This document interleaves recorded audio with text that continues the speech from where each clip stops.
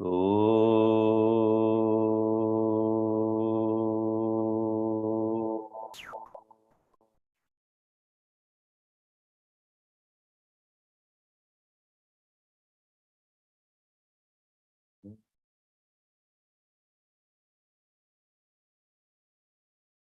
Om Sahana Bhavatu Sahanau Bhunaktu Sahaviryam Karavavahai Tejasminavaditamastu ma vidvishavahai. Om Shanti Shanti Shanti. Samasta jana kalyani niratam karunamayam namami chinmayam devam sadgurum brahma vidvaram. Om Parthaya Pradibodhitam Bhagavata Narayanena Swayam Vyasena Gratitam Purana Munina Madhye Mahabharatam Advaitam Vritavarshinim Bhagavatim Ashtadashadhyayinim Ambatvam Bhagavad Gita Bhavatveshini Yam Brahma Varunindra Rudra Marutah Sunmanti Divyaistavaihi Vedai Sangapadakramopanisadaihi Gayanti Yam Samagaha Dhyanavastita tadgatena manasa Pashyanti Yam Yogino Yasyantam na vidusura suragana Devaya tasmai namaha Devaya tasmai namaha.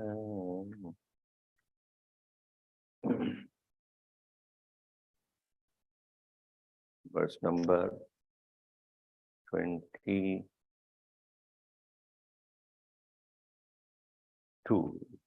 No, 23. Om tat saditi nirdeshaha brahmanastrividha smrutaha brahmanastena vedascha yajñascha vihita pura tasmadomityudahritya yajñadanatapakriyaha pravartante vidhanoktaha Satatam Brahmavadinam Tadityanabhisandhaya Palam Yajñatapakriyaha Dana Kriyascha Vividaha Kriyante Moksha Kangshibihi Sadbhave Sadubhave Cha Sadityedat Prayujyate Prashaste Karmani Tatha Sachabda Partha Uchyate. In this last part of this chapter, it is said anyone performing these three, sacrifice, charity and austerity, prescribed by the tradition, should do it very carefully, assiduously, mindfully, faithfully. But in spite of that, there may be certain mistakes, errors, not knowingly. For overcoming that, we have to invoke the absolute truth, that is Brahman. And therefore, Om Tat Saditi Brahmanaha Nirdeshaha Vividaha Trivida Kriyaha Trivida Smrutaha, known as. So here it said Om is actual definition, so to say, of Brahman. Why it is so? Because it indicates Nirdeshayati Nirdishtate. So what it is establishing? That which cannot be known. That which is far away, as though, which is imperceptible, unknown. So, akara, ukara, makara, om, which constitute the om, three letters making one letter. Therefore, it is called akshara also as padam. It's a word as well as the letter. Because it's pronounced as one single letter, but consists of three sounds. Representing our own experience, a daily experience, the state of waking, where most of you are, not all of you. The stream, some of you are. Sitting here, dreaming something else. In state of sleep, some people are surely. So, these three, everybody goes through. Every one of them, not only human, all living beings. I can ask, what will be the dream of a rat look like? I don't know. Perhaps you may know. Probably previous birth you were that. I don't know. Maybe I can tell you how crocodile dreams that I was. So we do not know, but every living being goes to sleep. And before going to sleep, that very process of going to sleep is to withdraw the attention from the world, not fully, because physically you may withdraw, but mind won't withdraw that easily. So there is an intermediary time where the physical body has quietened down, no more activities, but the mind is still active. You know, when you are shutting down your computer also. So you may very often find certain processes are running. You really want to shut down? So something you might have opened, you have not closed it completely. Maybe some Word document or some Excel you might have written, but you have not saved it. Do you want to really shut down? No. Wait. Go back. Save it. So that process of not complete withdrawal, where there is still some thoughts are about something. So that is the state of dream, where it also has the impact of the experiences of the waking state. But at the same time, the inclination to go to sleep, the combination of that. And that is the reason why you don't remember it very vividly after some time. Because the intellect, which is very active right now, which is recording all experiences, is not fully available in the state of dream, and therefore it does not have the intention to retain the information too long. So the dream state is there, and then the state of deep sleep. So A representing that waking state, U the dream, Ma the state of sleep. And A, U and Ma constituting Om, representing all our experiences, plus a state which is reached by the people of highest meditation, which is beyond these three. It is known as Turiyam or Chaturtham, fourth state of consciousness, where the individual is not in the state of waking, where interacting with the world, nor he is mentally imagining things in a dream, nor he is in the slumber of sleep, but alertfully withdrawn the mind from the world, but at the same time, not going to sleep, not even having mental imaginations. That state is known as Samadhi. And Samadhi Sthiti is represented by the silence that follows the Om. So when you're chanting Om, don't say Om, Om, Om, Om, Om, Om. No. Om.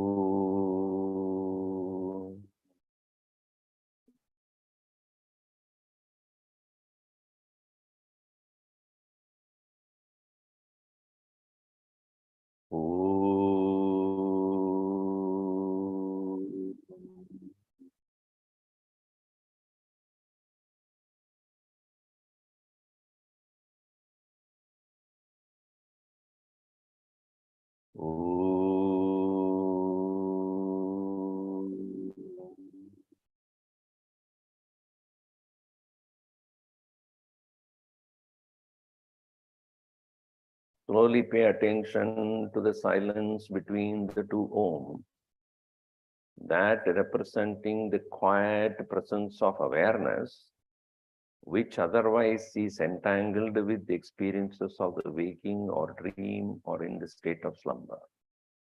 That Om, reaching to the point of silence. Therefore, Brahman is indicated. For, as we know, it cannot be known through me by it cannot through the physical body, for it is not a physical object, nor it is a kind of emotion or a feeling, nor it is an intellectual concept, an idea. It is not an idea, or it is not a concept. It is not what do you call, logical conclusion or rational determination of a thing. It is there whether you know it or not, whether you like it or not, whether you want it or not. So that presence, it cannot be indicated by any other means through bodily experience or emotional experience or an intellectual idea. Though the only equipment that we have got right now, the finest is the buddhi. That's why jnanam or knowledge is essential, to know it. But knowing is not being. I know how to cook. Did you cook? No. Why? I don't want people to suffer. And knowing is one thing, but reaching there, it requires practice. So that Om is the first one to be uttered. And by whom? As we have seen, that one who has practiced as a mantra in meditation and reached a certain level of inner quietude and peace, such a person, when he utters Om, he actually invokes Brahman. If you are walking on the street and let's say your name is Gopal. Hey Gopal, I call you. You don't know me. You turn around. Somebody called. You see me. You would see me, but since you don't know me, you look at me as though like any other thing, and then you walk away. Somebody called, I don't know who it is, and then go away. Why? You don't know. If I have been known to you, and if you heard that sound, you will look, oh, did you call me? Right? In the same way, one who is unfamiliar with the nature of Brahman, when such a person utters the word Om, it is just a sound. It includes all other mantras also. Om Namah Shivaya. Where the mind is not dwelling upon Shiva, you are thinking about Om Namo Narayanaya, Om Namo Narayanaya. Hope my, contract signs up Om Namo Narayanaya. Om Namo Narayanaya. I bought the lottery, Om Namo Narayanaya. So now, you're thinking about lottery while uttering the word Narayana. Bhagavan only smiles. Think about lottery. So the familiarity is important. Coming closer to the nature of Brahman is important. So uttering the word Om or any mantra requires you to have the proximity of the Lord in your heart. Now, why I'm telling you this is going to be explained later. Similarly, the word Tat. Om, Tat. Tat again, as explained last time, even though physical or the literal meaning of it is far away, something which is indicating something away from you in time or space or other than you. When a person who has understood the nature of Brahman as that, even though presently I am not able to reach there, but that is my goal. When one understands that, even though it is known or it is presently, I refer it as that, which is actually the one which is to be reached. which is the closest.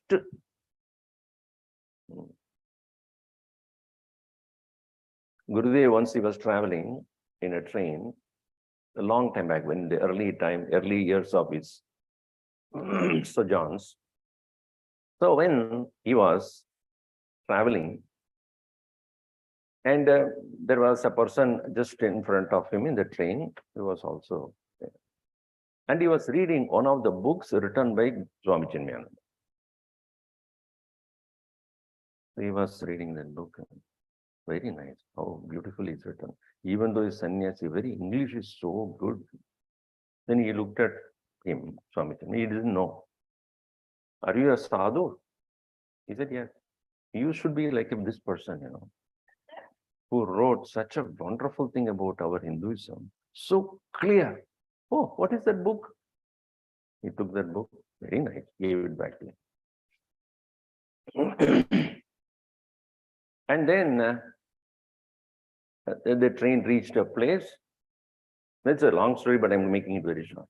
The train reached the place, and then many people have gathered there to welcome Swamiji. Swami Chinmayananda ki jai. Then you are the same person who wrote this book. Yes. Now, he was so ashamed. Oh, sorry that I did not know you. I thought you were somebody else. And when he fell at his feet, etc. I said, no, you don't know. That is how we don't know Brahman. Even though it is right there, if we do not know what it is, then obviously it is that. I'll tell you one more thing. Some years back, I wrote the book, The Life of I. You might have seen that book. It was released in Dallas, in one of the camps. And the same day, after the last day of the camp, then I was traveling back to LA. I was in the flight. I was not wearing this dress. I was wearing some kind of a t-shirt and other things, not to attract attention. So I was sitting. And one lady came and sat next to me who attended that same camp. And she didn't even notice me. Obviously, I was wearing cooling glass and some cap also, disguising myself as a spy.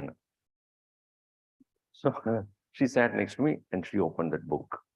I was so thrilled. Because it is a story, as you probably know, it's a story.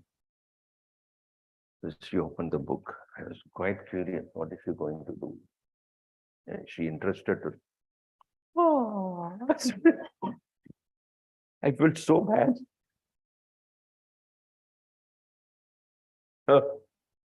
Even though the author of the book is next to you. Similarly, Bhagavan also is next to us only, but we are going on searching everywhere. आपके पास ही हूँ, कहाँ ढूंढ रहे हो? So that which is the goal. So tad iti, that's what he said. Tad iti anabhisantaya phalam. Not seeking any other fruit, but reaching that yajnadana tapakriyaha danakriyascha vividaha kriyante mokshakamkshibihi. So when they utter the word tat, knowing that these activities I'm doing as charity, austerity, etc., are all to maintain my attention on this, moksha kangshibihi, vividaha kriyaha kriyante. Then comes sad. Sadbhave, sadhubhave cha. Anything that is done would not give the right result, but may it exist. Positively, the positive result may exist. Not that I'm going to enjoy for that, but let it be a fruitful action. Sadbhave, sadhu bhave cha. The person who has done it also might have lost his attention somewhere else, but may Brahman, the nature of pure existence, be present. Sad iti etat prayujyate, and especially prashaste karmani. in the most auspicious actions, where the grace of the Lord is required, tata tat shabdaha partha ujyate. That's what we saw in the last session. Now, that sad also means, first sad means that which has the eternal existence. As even the physical body seem to be changing constantly and then would disappear at some point of time, no doubt about that. But what doesn't disappear anytime is the pure nature of existence, which is enveloping the entire universe. And we see the objects, but not the underlying principle of pure existence. And so in the verse number 27, we see, Yagne tapasi dane cha sthiti sad iti chochate karma chaiva tadarthiyam sadityeva bhidhiyate. Yagne tapasi dane cha sthiti sad iti chochate karma chaiva tadarthiyam sadityeva bhidhiyate. Yagne in sacrifice, tapasi in austerity, dane in danam, in offering charities, sthitihi, steadiness. Steadiness form of can be the steadiness. The steadiness is that may it be done by me without any kind of inner ambiguity in thinking. Whenever we ask for steadiness, what we mean doesn't mean the physical steadiness. Sometimes people sit also, but they never sit steady. They are constantly moving. So when I was teaching in Sandipani, when the meditation sessions, the students who will be sitting there, some of them very forward thinking, they keep moving like this. Some people keep moving and they oscillate. It's called oscillating meditation. But physical body also is said to should be maintaining steadiness. If physical body itself cannot think about the mind. Nothing is steady in our mind, in ourselves. Isn't it? Don't you say, I want a steady relationship with you? Meaning what? Don't oscillate. Many times when people come, some of you are starting a study group. I said, study group you start, but you should become steady group. Don't give up after 2-3 weeks. Okay, I'm not interested. Don't you tell your children also? You must be steady, straight A's. Maintain that same, if not more, performance should be steady. So in all various things that we want to achieve in this world, what is important is sthiti, steadiness. And which also means mindfulness, alertness, one-pointedness. So many times we take up something, after some time we just give up, lose interest. Enthusiasm is not there.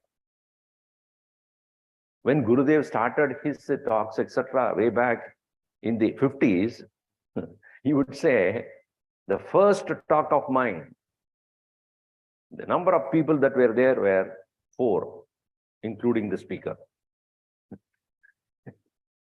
Why? But he never gave up. Went on and on and on without any break for 40+ years. Steadiness. Why? Because he knows the purpose. I am doing it. Even one person is there. That is important. So, yagneta, interesting that happened was when he was first time, when he went to, first he was in Pune, and so next to, in the 7th, we are going to show the Quest movie. You all will watch that. When he started in Chennai, from Pune, he came to Chennai, and then there was nobody who would give him place. But who is this sadhu who came and then you want to talk? And nobody found him. So he was finally showed a house which said to be occupied by ghosts. Gurudev never bothered. He went and stayed there. Then he announced that there will be daily talks in the evenings. All of you, anybody who wants to come. So only few people have turned up evenings. But he would talk as though there are 100 people without a mic. So one day a person asked, "You are talking as though there are hundreds of people, even though only 4 or 5 of us are here." Yeah, you didn't see? Ghosts are sitting behind you.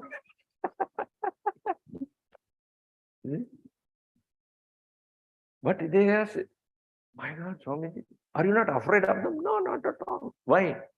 They run away. When I asked for donation, he never gave up. Sthitihi. Yajne tapasi dane cha sthitihi. That is called Sat. Sat iti uchyate. Sat means that which is an eternal existence, which never fails to be otherwise. That everlasting presence is what is invoked by utterance of the word Sat. And that sthiti is possible only when a person has, obviously the topic of this entire chapter, Shraddha. Jahan Shraddha hai, wahan sthiti bhi hai. When you trust a person, there is a steady relationship. When you believe in something, there is a constant engagement. When you have faith in something, you will never fail to continue. As I said, our belief is believing. What happens when you just believing? Will be living. When I do not inquire upon what I am doing and merely blindly follow somebody, that somebody himself is subject to question, then you lose. Isn't it? That happens many often. Somebody whom you believe, and that person believes in something, and he leaves, you also leave. So don't behind people. Go to God directly, if possible. The longer the beard, greater should be your doubt. That's why I cut it short. Because there is no steadiness. And the focus is on something else. Money making, self-advertisement. So Sad representing Shraddha. Sthiti, steadiness. So, Yajna in the sacrifice. So, when we are doing the various homas and the yajnas towards God, what should be the focus? Not the ingredients that you give, no doubt, that is all the mantras which are no doubt that. But I believe in this fire which is invoked, that God, that deity which I have decided to invoke is present. That mind should be completely into that. Like a person who's preparing for Olympics or whatever. So that person believes that I can and continuously practices for 5 or 10 years. Why? Because I know I can do it. That steadiness, sthiti, steady, or English word out.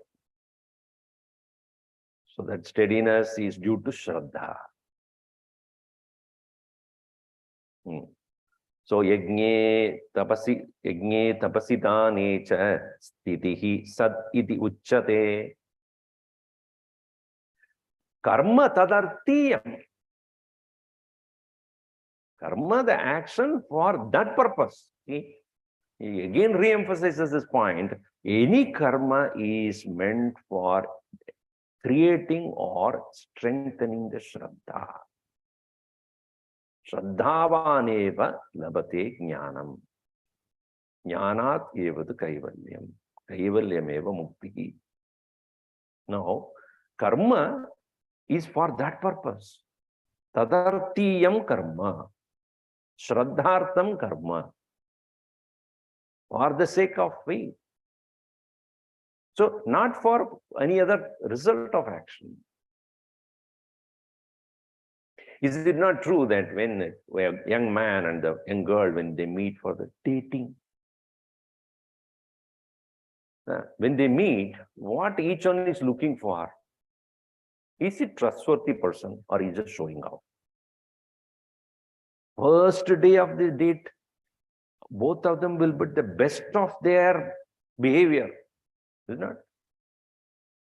As though he is so loving, so caring, so understanding.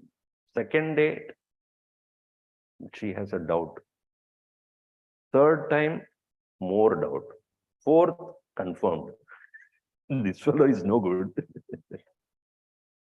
Or the other way around also.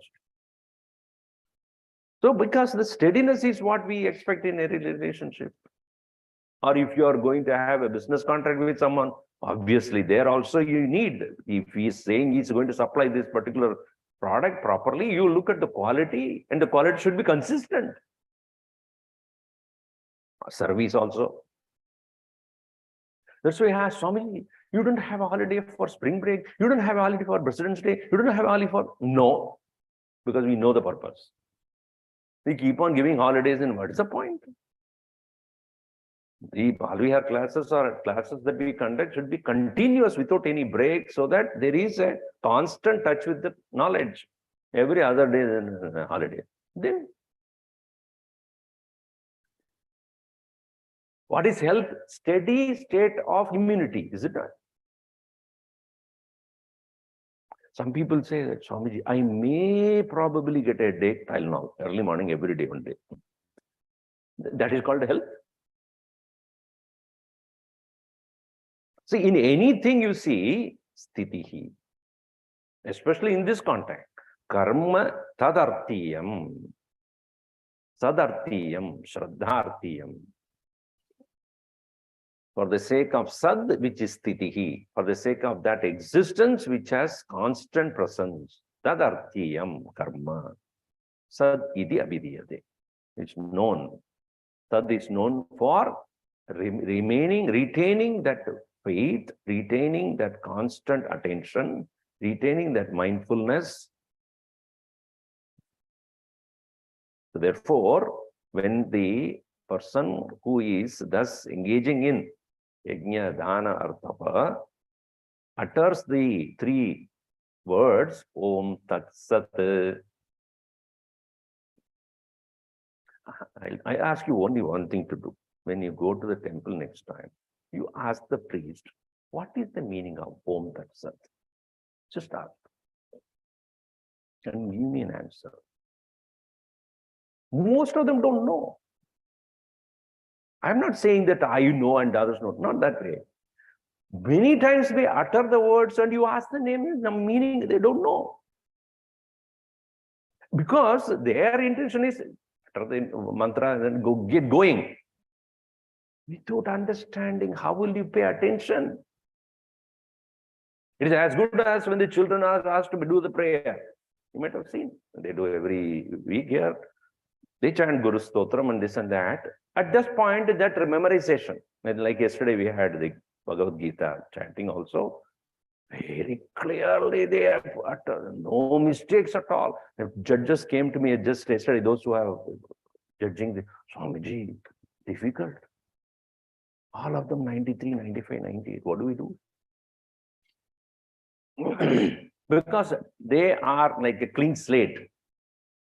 Whatever you tell them, registered and repeated, like a pure best breed of parrots. Is that true? You tell a parrot immediately.